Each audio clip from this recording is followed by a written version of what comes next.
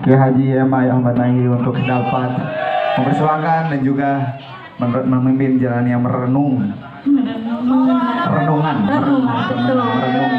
sosok seorang Gus Dur. Waktu yang tepat yang saya hormati, silahkan.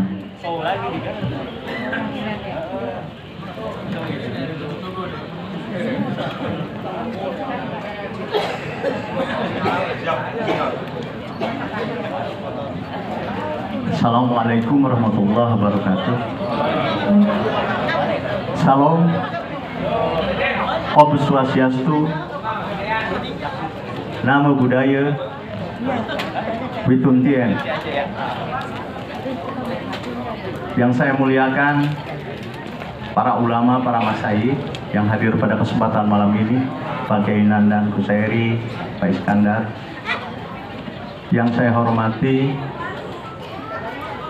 Adinda sekaligus sahabat dekat saya, Kang Uyan, Ketua Gus Durian beserta seluruh jajaran. Yang sabar Kang Uyan, sabar. Tenang, banyak temannya, santai aja. Yang saya hormati Pak Pendeta Anton. Ini yang saya muliakan Pastur. Saya itu paling senang kalau ketemu Pastur, nggak punya istri masalahnya. Jadi kalau Kiai Nandang nikah lagi itu bukan karena sudah Nabi ngambil jatah Pastur, karena dikasih nggak mau. Ya benar nggak Pak Jimmy ya? Jadi nggak semata-mata sudah Nabi. Yang saya hormati Kang Aking, tetap cerah ceria walaupun pernah menghadapi peristiwa. Biasa, manusia hebat itu kan gitu, harus menghadapi peristiwa. Yang saya hormati Pak Dr. Yono, teman-teman dari Hindu, Buddha, Pak Kayun mana tadi ada? Pak Kayun dan lain sebagainya.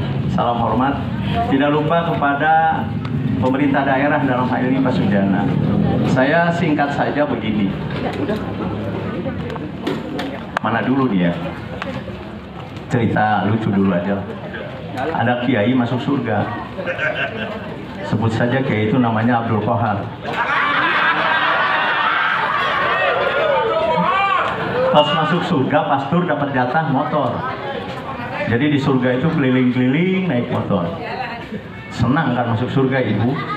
Karena masuk surga itu kan dingin, suasananya enak walaupun dapat jatah motor. Lagi jalan-jalan di surga naik motor, tiba-tiba ada mobil Alphard lewat. Cus, kaget. Wah, di surga ada Alphard juga, mobil mewah. Beberapa jarak dari depan, tiba-tiba turun penumpang yang rambutnya gondrong, pakai jas, gagah, pakai dasi. Marah akhirnya kan sama Tuhan, lewat malaikat. Malaikat bilang sama Tuhan, saya ini kiai, orang yang sering berzikir, masa jatahnya cuma motor? Sementara preman yang masuk, yang datang ke sini kok jatahnya Alphard? Dijawab sama malaikat, kiai, tahu nggak itu siapa? Nggak tahu, Yesus Kristus, goblok itu. Kiai nggak tahu aja. Oh itu ya Nabi Isa gitu. Jadi kiai harap sabar. Kita antri di belakang Romo sama di belakang Pak Pendeta. Tenang aja. Kemudian itu salah satu celoteh Gus Dur. Banyak sekali. Sebenarnya berpikir Gus Dur itu Kang Rohiman sederhana. Berpikirnya tidak fardu kifayah, tapi fardu ain. Berpikirnya tidak biasa-biasa saja, tapi substansial. Dia seorang tokoh dunia yang tinggal di kota, tetapi sadar dirinya berasal dari desa. Mari kita buktikan bagaimana ketulusan seorang desa. Anak yang lahir di desa itu, Pak, orang yang bisa mempersatukan sesuatu sesuai dengan habitatnya, itu ciri orang desa. Air itu dari tanah, maka disimpan di dalam kendi, dikembalikan kepada habitatnya tanah. Kalau orang kota kayak kita, air itu dari tanah dimasukkan ke dalam gelas, tidak habitatnya, makanya berpenyakit. Beda dengan orang desa wataknya. Orang desa itu, Gus Dur itu, kalau sudah makan mesti terap. Jawabannya adalah alhamdulillah. Orang kota itu kalau makan di KFC tidak langsung menjawab alhamdulillah atas syukur nikmat Tuhan, tetapi mengambil kotak isinya obat, diabetes, jantung, karena dia tidak punya kesempatan untuk bersyukur kepada Tuhan, tidak seperti halnya orang desa. Dan ada satu ciri orang desa seperti Gus Dur itu, senang melihat tetangganya mendapatkan kebahagiaan. Coba bapak-bapak kita dulu di desa, Rohimah, Ketika tetangganya membangun rumah, kita ikhlas membantunya walaupun kita tidak pernah mendiami rumah itu.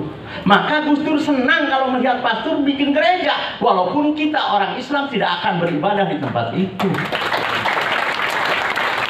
Ini kayaknya lebih ilmiah ya daripada yang tadi itu. Artinya, kata Bro Ispunten, itu substansi berpikir.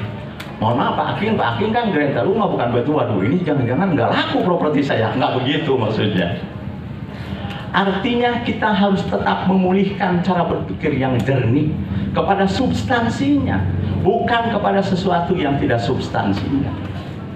Kita kan marah kalau saya umpamanya tiba-tiba ada posting, emai monyet, emai goblok, marah lapor polisi. Gus Dur tidak pernah marah. Dia biarkan karena dia sadar nama Abdurrahman Wahid adalah pesan dari orang tuanya. Tapi kalau sudah menghina apa yang dititipkan Tuhan kepada dirinya, pasti dia akan melakukan pembelaan. Kan kita mah repot. Dihina sedikit lapor, masuk medsos sedikit lapor. Karena kita tidak pernah mempertahankan yang substansial, tetapi sesuatu yang ada dalam diri kita atas pesan orang lain sehingga emosional. Kalau melihat begini saya seperti orang tasawuf.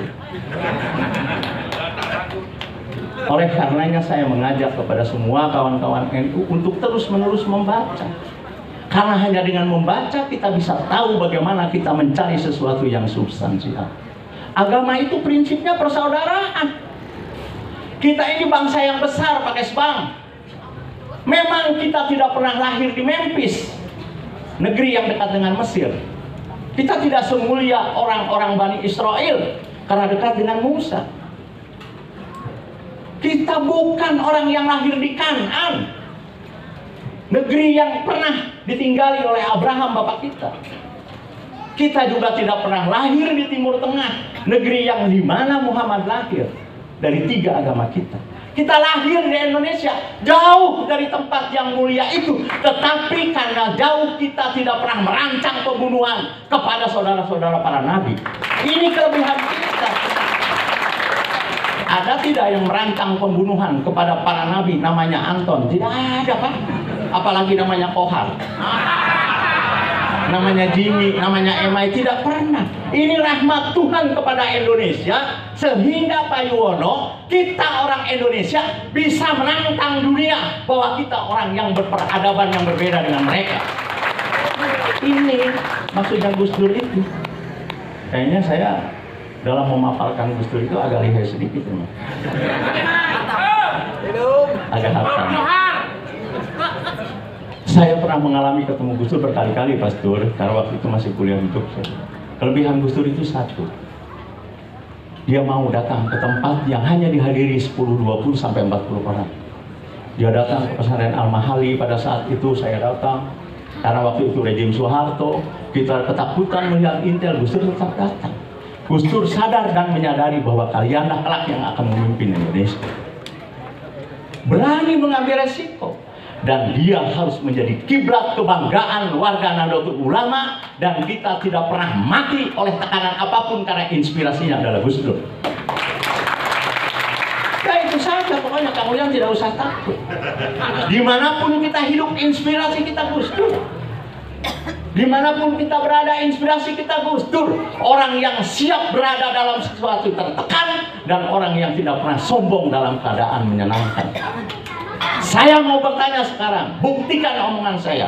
Ketika Gus Dur jadi presiden, adakah yang ditangkap atas nama penghinaan kepada dia? Satu pun tidak ada yang ditangkap. Dibiarkan bebas. Gus Dur berkata, wajar mereka belum mengerti dan belum tahu apa-apa. Ada yang berani seperti itu? Sekarang kan kalapan. Dibilang begini, lapor undang-undang kita ini. Kalap kok gimana? Gus Dur kan nggak pernah kalap kan Abdul Bahar. Tidak ada kalapnya. Betul nggak?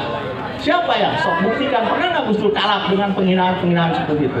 Nah, oleh karenanya kita tidak pernah kalap, Lois, betul nggak? Hati, betul nggak, Kang Uyan, Pak Rohiman? Kita tidak pernah kalap. Kita menyusun agenda dengan sebaik-baiknya untuk mempersiapkan rencana-rencana panjang perdamaian umat Islam. Ini yang paling penting. Terakhir, karena ada Kang Yao, ada Ucup, ada Pak Sena, saya ingin menyampaikan yang terbiasa dibaca oleh mereka, dinyanyikan oleh mereka. Hidup bising dengan hening, hidup liar dengan akal pikiran. Merenung sejenak, lalu kembali bergerak. Kita telah merenung, besok kita akan bergerak. Dan orang tidak boleh menghalangi ketika kita bergerak, karena kita diwarisi oleh Gus Dur. Saya kira itu saja yang boleh disampaikan, karena takut terlalu panjang, tidak dibayar pakai honor. Itu saja saya kira, mohon maaf Pastor. Sekali lagi kepada semua, Pak Pendeta, Pak Romo, kemudian dari teman-teman Buddhis dan teman-teman Buddha yang hadir, mohon maaf kalau ada kata-kata yang salah. Kalau ada kata-kata yang benar, semata-mata datangnya dari Allah.